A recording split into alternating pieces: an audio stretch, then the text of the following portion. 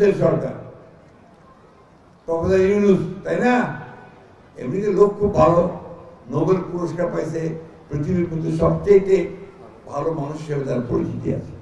উনি আমাদের দায়িত্ব নিয়েছেন। এখন রাজনীতি তো করেন নাই কোনোদিন, যে করে রাজনীতির যে ঝামেলাগুলো এগুলো বুঝেন না বেশি, সিধা লোক। যাই হোক, উনি করতেছেন ভালো, আমরা সমর্থন দিচ্ছি, কিন্তু গোলমাল পাকাচ্ছে কয়েকটা রাজনৈতিক দল। এই সংবিধানে গণভোটের কোনো প্রভিশন নাই, কোনো অপশন নেই। সুতরাং আমাকে সংবিধান মানতে হবে। হ্যাঁ, শুধু তাই নয়, গণভোট সবসময় হয় যেটা আপনি জনগণের মতামত নিয়ে সংসদে পাশ করবেন, অথবা সংসদে কিছু পাশ করবেন, জনগণের মতামত নেন নাই, ওটা পাশ করার পরে আপনি গণভোটে যেতে পারবেন।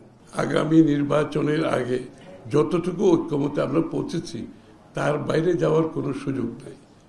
কেউ যদি আপনার তাদের নিজস্ব ভাবনা চিন্তা অন্যদের উপর চাপিয়ে দিতে চায়, এটা ঐক্যমত হতে পারে।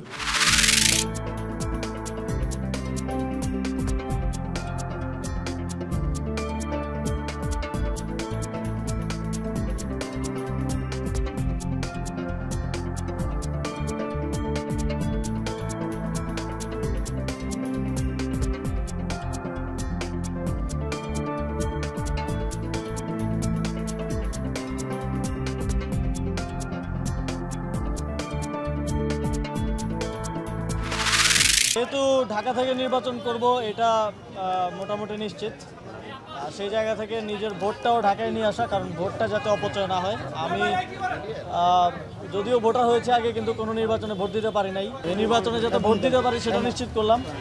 নির্বাচন কোথা থেকে করবো এই বিষয়ে এখনও চূড়ান্ত কোনো সিদ্ধান্ত হয়নি, তবে ঢাকা থেকে করবো। আমার কারোর সাথে কোনো ধরনের আলোচনা হয় নাই। কেউ কোন আসন কোন রাজনৈতিক দল ফাঁকা রাখলো কি রাখলো না সেটা আমার দেখার বিষয় না।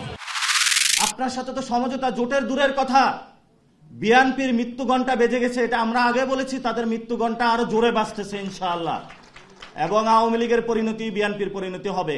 আপনারা মনে করছেন আমাদেরকে 2টা আসন দিয়ে কিনে ফেলবেন? 90 যারা আন্দোলন করেছিল, কাউকে হলে ওই যে বিকাশের সার্ভিস ধরিয়ে দেওয়া হয়েছে, কাউকে হলে রোডের কনস্ট্রাকশনের কাজ দেওয়া হয়েছে, কাউকে হলে এমপি বানিয়ে দেওয়া হয়েছে। আপনি 2টা আসন দিয়ে 3টা আসন দিয়ে আমাদের কিনতে চাচ্ছেন?